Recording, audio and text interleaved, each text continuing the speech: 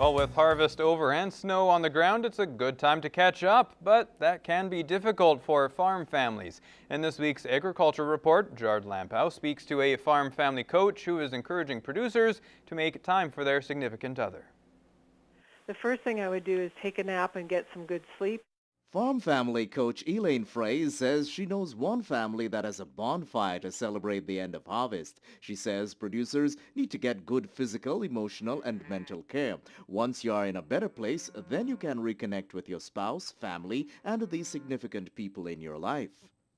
Self-renewing people tend to be value-driven, so they're aligned with their core values and they do things that are aligned with that. So one of my core values would be intimacy, which is to be loved, to love and be loved. And so I'm having a party here tomorrow that's a potluck. Frey is a published author and speaker dealing with topics like succession planning and farm legacy. She has been married to her husband Wesley for 36 years. They have 2 children and 1 granddaughter. They run a 5,000-acre seed farm in Boissevain, Manitoba.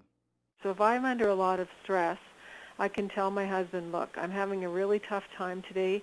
I didn't get a good sleep, which was true 2 nights ago when we were combining all through the night to try and finish the corn, and I delivered breakfast to the field at 6 in the morning. Frey says at those times you need to cut each other some slack. She also refers to author John Gottman and what he calls making quick repair. Also for farm families, that your body is not a machine, you need release and to be present for your spouse.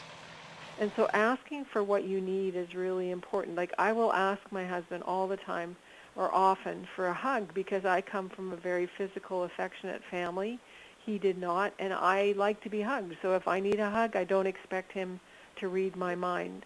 Frey emphasizes this in her seminars that love does not read minds. A key issue is that farming is not like an 8-to-4 job, and it takes a relationship counselor with a sensitivity to that dynamic to understand farm family stress and how tension builds during the growing season. If I created a marriage retreat for farm couples, would you come?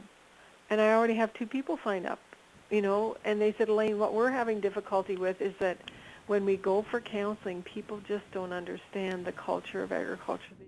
Frey also reminds producers to ask for help. In her own situation, she has benefited from this as her husband had a serious accident this season and is still mending at home with help from the community. The bottom line is to carve out time in your farm schedule to get connected again. I have gone on walks with my husband at midnight down the road with a flashlight, which sounds funny, but it was fun. Gerard Lampow, Newcap News.